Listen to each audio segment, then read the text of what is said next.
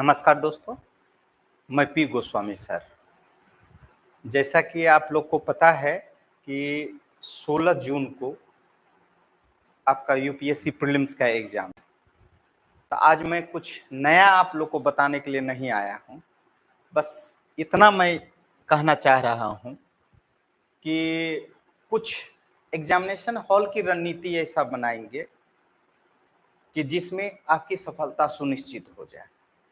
इनके साथ ही साथ कुछ और बातें हम शेयर करेंगे और ये शेयर हम पढ़ने का आज तरीका नहीं बताएंगे आपको कि अब पढ़ा कैसे जाए, क्या किया जाए, है ना? आपकी पढ़ने की रणनीति क्या हो। ये स्पेशली 16 जून को ध्यान में रख करके कुछ आपके साथ हम अपनी बातों को साझा करना चाह रहे हैं या अपने जीवन काल में या यूपीएससी के दौर से लेकर के अभी तक का जो हमने सफर तय किया, उस सफर में जो हमने महसूस किया या समझा या देखा, उनको हम आपके सामने शेयर करना चाह रहे हैं कि 16 तारीख को आपका एग्जाम है, ठीक है। जैसा कि पता है कि क्वेश्चन जो आपसे पूछा जाएगा उनका 3 स्टैंडर्ड होगा। मतलब एक इजी होगा, दूसरा मॉडरेट होगा और एक हाई मॉडरेट होगा। मतलब आसान होगा, मध्यम होगा और कठिन होगा। इनके अलावा 3 तरीके के स्टूडेंट भी होते हैं। इनके अलावा 3 तरीके के स्टूडेंट भी हैं और आपको पता है कि इस एग्जाम में अप्रॉक्स 11 लाख से लेकर के 14 लाख 15 लाख तक फॉर्म की संख्या होती है, ठीक है। जैसा कि पीछे बार 2023 में 13 लाख फॉर्म इनका फिलअप हुआ था। तो एक औसतन मान लेते हैं हम लोग यही। तो स्टूडेंट की संख्या भी जो होती है वो 3 तरीके के होते हैं। एक ऐसे स्टूडेंट हैं जो पहली बार वो ट्राई कर रहे हैं कि हमको यूपीएससी का एग्जाम देना है। एक स्टूडेंट है जो थोड़ा सिंसियर है, मतलब हमको देना है, और एक स्टूडेंट होता है कि फुल्ली सिंसियर है, ठीक है। ये 3 तरीके के स्टूडेंट है और 3 तरीके के प्रश्न है, ठीक है। अब सवाल होता है, और एक बात तो और होगा कि बहुत सारे स्टूडेंट ऐसे भी होंगे कि जिनका ये लास्ट अटेम्प्ट होगा यूपीएससी में, ठीक है। सबके लिए हम कॉमन बात बता रहे हैं आज, किन्हीं के विशेष पे नहीं, कि एग्जामिनेशन हॉल में आप किस तरीके से, ठीक है, अपनी मतलब क्वेश्चन बनाने की जो प्रवृत्ति है उसको आप कैसे सॉल्व करेंगे, वो थोड़ा सा हम आपके साथ साझा कर रहे हैं। अब यहाँ बेसिकली ये समझिए कि 3 तरीके के स्टूडेंट और 3 तरीके के क्वेश्चन, ठीक है। अब यहाँ पे बात हो रही है कि जब 3 तरीके का आपका क्वेश्चन लेवल और 3 तरीके का स्टूडेंट, और उसमें आपका एक स्टूडेंट जो पहली बार ट्राई कर रहे हैं, दूसरा सिंसियर है और तीसरा सीनियर सिंसियर है, ठीक है। ऑलरेडी जैसा कि आप देख रहे हैं इस बार का जो रिजल्ट आया, तो ऑलरेडी आईपीएस हैं, पुनः आईएएस के लिए लड़ रहे हैं, कोई जो है आईआरएस है, ऑलरेडी आईएएस के लिए बनना चाह रहे हैं, मतलब ये सभी। तो उनको हम लोग बोलते हैं सीनियर सिटीजन या सीनियर सिंसियर स्टूडेंट। चलिए खैर, जो भी हैं छात्र, आज एग्जामिनेशन हॉल में आपका जो क्वेश्चन पूछने का प्रवृत्ति है, पहले क्या था कि अब देखिए आपका स्टैंडर्ड कटअप भी जो है आपका गिरते जा रहा है। अप्रॉक्स 80 नंबर आपको जीएस, और उसमें तो आपको पता ही है क्वालिफाई करना है, ठीक है। अब ये सवाल सोचने की बात है कि 80 मार्क्स आ रहा है, इसका मतलब क्या हो रहा है, 40 क्वेश्चन भी यदि नहीं बन रहा है तो आप समझिए कि उनका क्वेश्चन पूछने का रणनीति क्या है या स्टाइल क्या है, ठीक है। आप बारीकी से चीजों को समझिए, ठीक है। आज हम लोग स्पेशल यही बात कर रहे हैं कि आज स्टैंडर्ड उनका वही का वही है, लेकिन क्वेश्चन इतना नहीं बन पा रहा है। तो थिंकिंग, आप इस एग्जाम में ना सबसे पहला काम तो ये करेंगे, सबसे पहला काम कि माइंड को चित रखेंगे। माइंड को चित रखेंगे, अपने माइंड को स्थिर रखेंगे। फर्स्ट स्टेज के स्टूडेंट हो, सेकंड के हो या थर्ड के हो, डजेंट मैटर, माइंड कूल रखेंगे, नंबर 1, ठीक है। और दिमाग में बहुत सारे स्टूडेंट होंगे कि ओनली फॉर यूपीएससी, मतलब जिंदगी का मेरा यही एक लक्ष्य है, यूपीएससी यूपीएससी यूपीएससी। उसके अंदर में बहुत सारा डर भी होगा, ठीक है, तो वो डर को अभी हटा दीजिए। आगे फ्यूचर का बाद में सोचा जाएगा, पहले 16 तारीख को हम लोग को क्या करना है वो सोचना है, ठीक है। हुआ तो बहुत बढ़िया, नहीं हुआ तो और भी बढ़िया, इसके बारे में हम लोग आगे चर्चा करेंगे। लेकिन 16 तारीख के लिए विशेष यह चर्चा है कि 16 तारीख को आपकी रणनीति क्या होगी। तो सबसे पहले तो माइंड को आप कूल रखेंगे। दूसरा, क्वेश्चन जो पढ़ेंगे ना वो बारीकी से पढ़ेंगे, क्वेश्चन बारीकी से पढ़ेंगे और खास करके उनके शब्दों को, नहीं है, ठीक है, ये सभी वर्ड को आप बारीकी से पढ़ेंगे और बारीकी से पढ़ेंगे तब जाकर के आप उनके ऑप्शन को देखेंगे।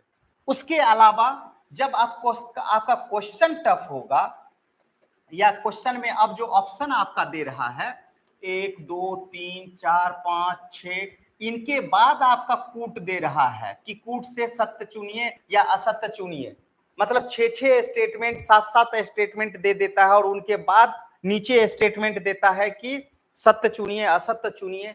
तो यहाँ पे क्या होता है, इन प्रश्नों में आप कभी कभी क्या होगा कि 6 का 6 आप स्टेटमेंट पढ़े और मुश्किल से आपको 1 या 2 आएगा और 4 ऐसा होगा जो आपके नजर से नहीं गुजरा है, तो वहां पे आपकी जो पद्धति होगी वो एलिमिनेट करने की पद्धति होगी।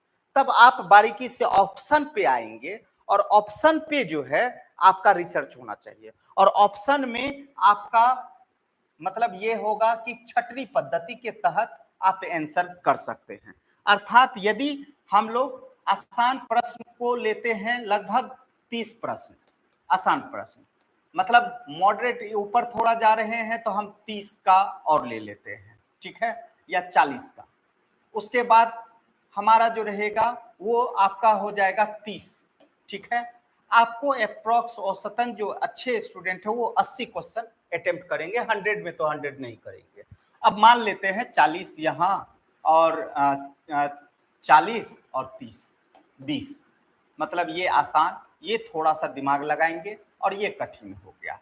तो आपका जो रिजल्ट है इसी दोनों में है, इसको तो अभी आप छोड़ दीजिए, ठीक है ना, मतलब। और ये 40 को आप कतई कोशिश करेंगे कि मतलब वहां बारीकी से चीजों को देखेंगे। यहाँ आपका विकल्प 1 2 3 ऐसे रहेगा और ऊपर में नहीं है, इन सभी चीजों को आप बारीकी से देखेंगे, ठीक है। मेरा यही सिर्फ कहना है कि एग्जामिनेशन हॉल में माइंड को चित रखते हुए, स्थिर रखते हुए प्रश्नों को बारीकी से पढ़ेंगे। कुछ प्रश्न ऐसे होते हैं जो यूपीएससी खुद आपको आंसर दे देगी एलिमिनेट के माध्यम से, कुछ प्रश्न ऐसे होंगे जो आपको जानबूझ करके वो गलत करवा लेगा। तो गलत करवा लेगा, इस पद्धति को आपको एग्जामिनेशन हॉल में ना कूल रहना और कूल रह करके उनके प्रश्नों को पढ़ेंगे। अब प्रश्नों को पढ़ने के बाद है ना, लास्ट में जो चीजें रहती है, कभी कभी आपको लगेगा कि ये तो आसान प्रश्न है, इसका राइट आंसर ये होगा।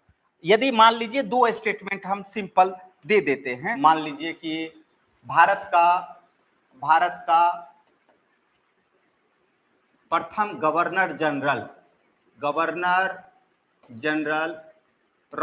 लॉर्ड कैनिंग था, ठीक है। दूसरा, बंगाल का प्रथम गवर्नर जनरल रॉबर्ट क्लाइव था। केवल एक सही है, केवल 2 सही है, या दोनों सही है, या दोनों गलत है, इस टाइप का। तो यहां प्रश्न को आप बारीकी से पढ़ेंगे तो आपका आंसर आपको स्थिर से रखेंगे तो आपका आंसर बन जाएगा।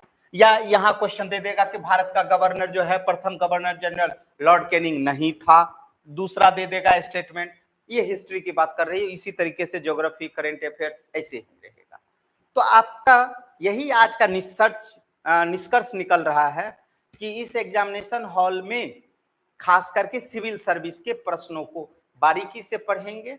2 घंटे का समय है, उस 2 घंटे में आपके पास समझ लीजिए कि 60 प्रश्न ऐसा होगा जो आपसे बनने वाला है, 60 प्रश्न, और लगभग 40 प्रश्न ऐसा होगा जो बनने वाला नहीं है। उसी 60 में आपका जो होगा ना वो रिजल्ट होगा। इसी 60 को आपको माइंड को कैसे स्थिर करना है ताकि आपका रिजल्ट हो जाए। तो आज बहुत सारा हम आपके साथ वो शेयर साझा नहीं करेंगे। आज वही फिल्म याद आती है, मतलब चक दे इंडिया, कि ये जो है आपसे समय कोई नहीं छीन सकता है।